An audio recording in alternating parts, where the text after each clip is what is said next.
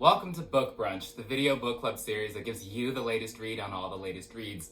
Today we're going to be reviewing Born a Crime by Trevor Noah, the Daily Show host and comedian. The book is full of sadness and happiness. It's funny, it's sad, it's sadly funny, and funnily sad. Funnily, is that a word?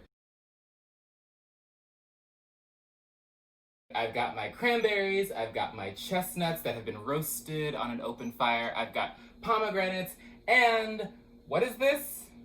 Apple cider? Hot apple cider, thank you, and we are about to dive into the book review of Born a Crime. First, I want to talk to you about my unique style of reviewing books. I approach a book in the same way a chef approaches a three-course meal. Every book and every meal has an appetizer. Now that's the part of the book that whets your appetite. The part of the book that keeps you turning pages. You know, can't put it down, just turning pages, turning pages. Then there's the entree of the book. That's the human element that makes you feel most connected to the author. And last but not least, there is the dessert. The cherry on top that makes you say, ooh and ah. That's the part of the book that stays in your mind days, weeks, months after you've read the book, the part that sticks with you the most. Born a Crime has all three of those course elements, and we're about to get into them. Let's go. Comedian Trevor Noah was born in 1984 in South Africa, which means that he was born during the unraveling of apartheid. Now, if you're like me, an American who grew up on this side of the pond, you may not know much about apartheid. Here in America, we learn about American history and European history, and that's pretty much it. So, to help us out, I've invited expert correspondent Professor Ian Nowittle. Professor?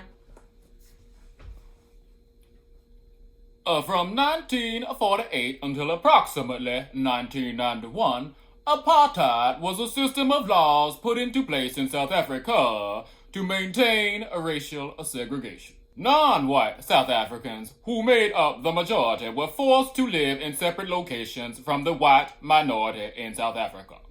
Black South Africans were forced to live in ghettos and or on reservations to ensure that the white minority maintained economic and political dominance. And in most cases, Black South Africans were prohibited from owning land, working well-paying jobs, and having sexual relations with white people. In summary, apartheid was a system in which European invaders settled a foreign land, transforming it into a racist dystopia. Thank you, Professor.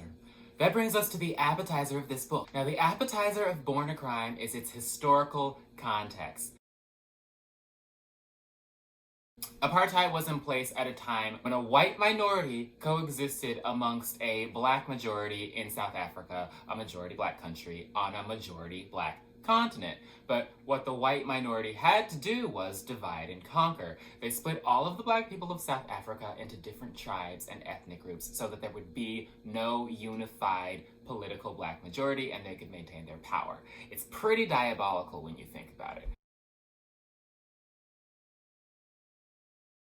Heartbreaking, but very interesting to learn about, and if you are a student of history, you will enjoy this aspect of the book.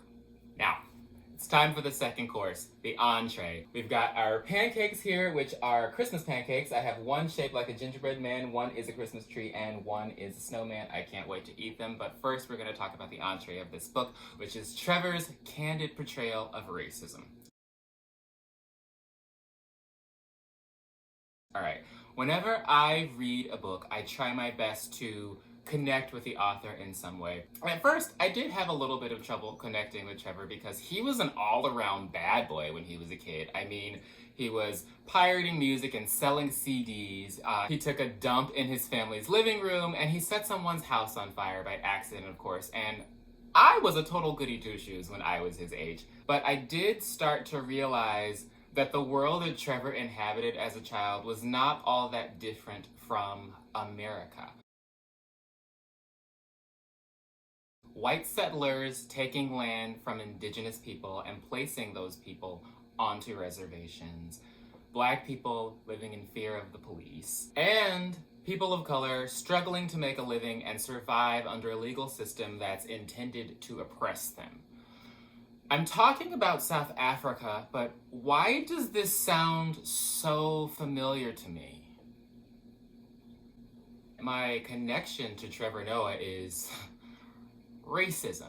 And a lot of the things that happened in South Africa have happened here. Indigenous Americans were removed from their land and sent to reservations, and Black Africans were forced to work for free here for hundreds of years. All of this oppression has left huge wealth gaps with people of color, particularly Indigenous and Black people in this country.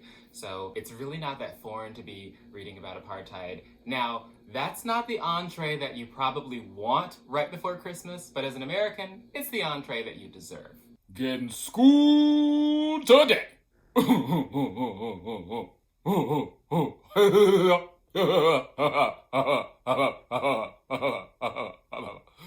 Finally, we're to the dessert.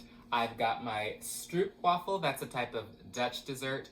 Interesting that it's a Dutch dessert because the Dutch colonized South Africa. That irony is not lost on me. But the dessert of this book is Trevor Noah's mother, Patricia Noah. She's actually the star of the book. In fact, the New York Times says that this book is a love letter to Trevor's wonderful mother. This is why the book is called Born a Crime. Trevor's conception was actually against the law.